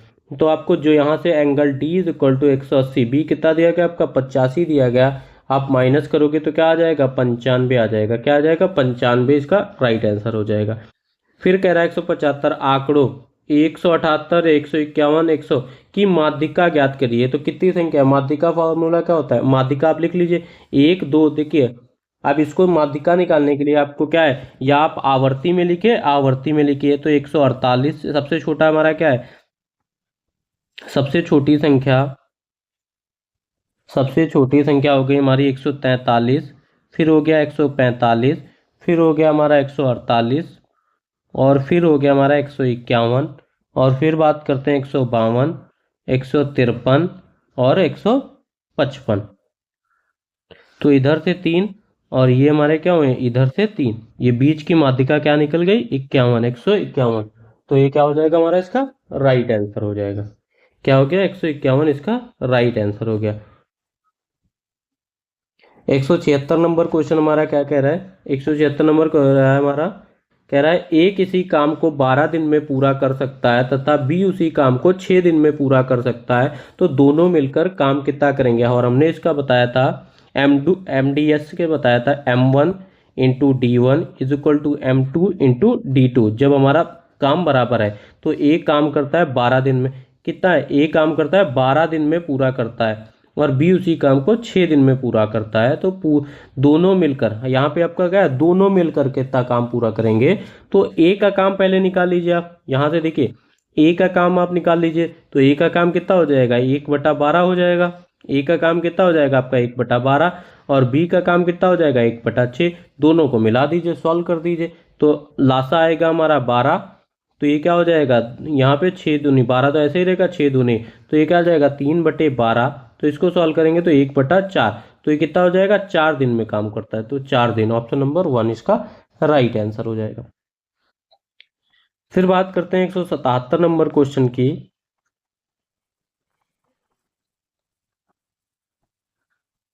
177 नंबर कह रहा है अंग्रेजी वर्णमाला में एक अक्षर को यादृच्छिकता चुना जाता है, चुने गए अक्षर की व्यंजन होने की प्रायिकता क्या होगी।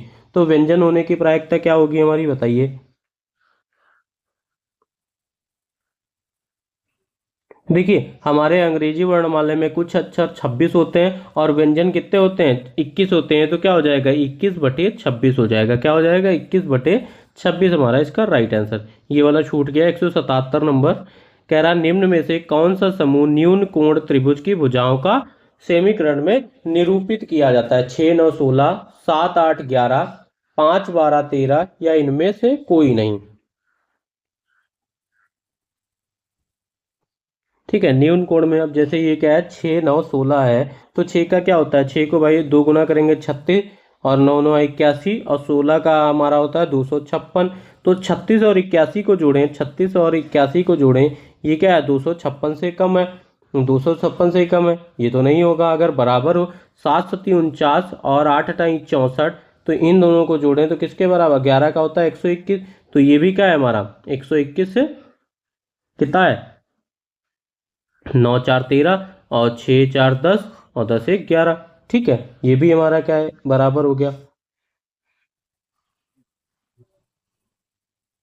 इसी प्रकार से अगला हम अगर चौथा ऑप्शन देखें, अगर 4 नंबर देखें, जैसे क्या हो गया 5, अब ये क्या है 5, 5 का 25, और ये 12 का जो हो जाएगा 144, 13 का होता है 159।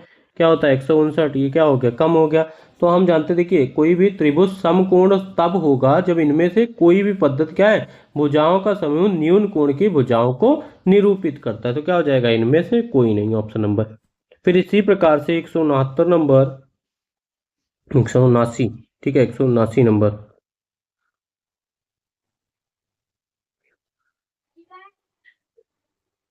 179 नंबर कह रहा है निम्न आंकड़ों का बहुलक क्या होगा। बहुलक वो होता है जो जितनी ज्यादा बार जो संख्याएं आती हैं वो हमारा बहुलक होता है। तो हमें दिख रहा है 6 सबसे ज्यादा बार आया है, तो 6 सबसे 4 बार आया, तो 6 हमारा बहुलक हो जाएगा। फिर पूछ रहा है 180 नंबर, और लास्ट क्वेश्चन कह रहा है x प्लस 1/x का मान इतना है, तो एक्स स्क्वायर माइनस 1/a² का मान बताइए। तो क्या हो जाएगा।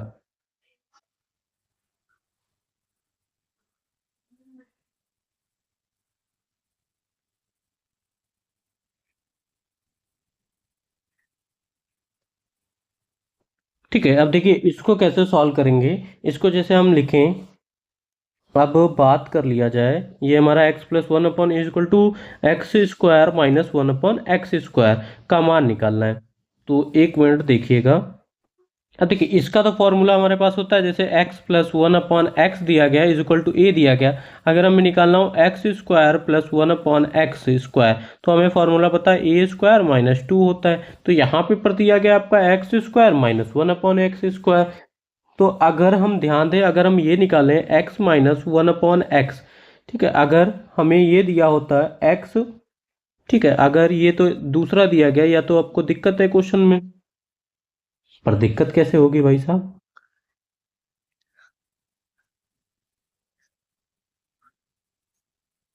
अगर हम इसको स्क्वायर करें दोनों तरफ, अगर हम इसको स्क्वायर करें तो x² प्लस का 1/x² प्लस का 2ab, तो ये तो कट जाएगा, इज इक्वल टू 4 आ जाएगा। तो ये तो हमारा मान आ गया, तो यहां से भी निकाल सकते हैं हम। ठीक है, देखिए बच्चों, सबसे पहले हम यहाँ पे क्या करेंगे, हमें x प्लस 1/x है। अगर शॉर्ट ट्रिक से हमें निकालना हो, अगर हमें शॉर्ट ट्रिक से निकालना हो, तो हम पहले क्या निकालेंगे, x माइनस 1/x निकालेंगे। क्या निकालेंगे, x माइनस 1/x। और x माइनस 1/x निकालने के लिए हमारे पास क्या होता है, फॉर्मूला, फॉर्मूला होता है अंडर रूट, क्या होता है, x minus under root k² minus का 4, और k क्या है हमारा 2 है। तो क्या करेंगे, अंडर रूट 2 का स्क्वायर करेंगे तो 4 माइनस 4 आ जाएगा, तो भाई ये तो 0 आ जाएगा। ये तो क्या आएगा, x माइनस 1/x का मान कितना आ गया, 0 आ गया। फिर अभी एक बार दिया गया x प्लस 1, और एक बार दिया गया हमारा x माइनस 1।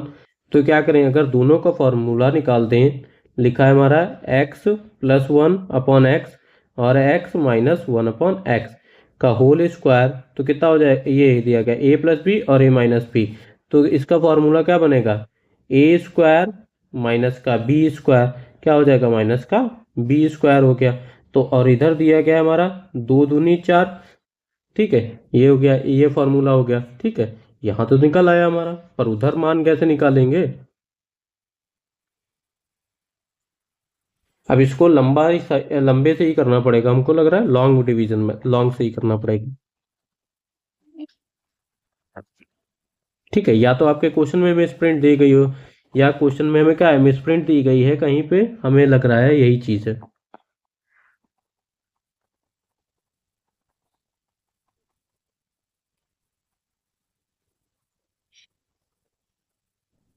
अगर बच्चों आपके पास कोई आइडिया है तो आप कमेंट बॉक्स में बताइएगा कि ये क्वेश्चन में ये अगर होता, क्वेश्चन में अगर ये हमारा होता x minus 1/x is equal to 2 होता, तो हम यहाँ से कर लेते, क्या कर लेते, एक्स स्क्वायर माइनस का 1/x स्क्वायर, ये निकालना था। तो हम इसको क्या करते, इसको दोनों साइड स्क्वायर कर देते, इसको दोनों साइड स्क्वायर करते तो x square plus 1/x square minus का 2 इंटू एक्स इंटू 1/x आता। तो ये क्या हो जाएगा, 2 का इधर हो जाता, 2 का स्क्वायर हो जाता, ठीक है, 2 का स्क्वायर हो जाता। तो x square plus 1/x square is equal to का मान बचता क्या जाके, 2 दूनी 4 और 4 2 क्या हो जाता, 2 दूनी 4 और ये क्या हो जाता, 6 स्क्वायर हो जाता। ये तो हमारा मान निकल आएगा।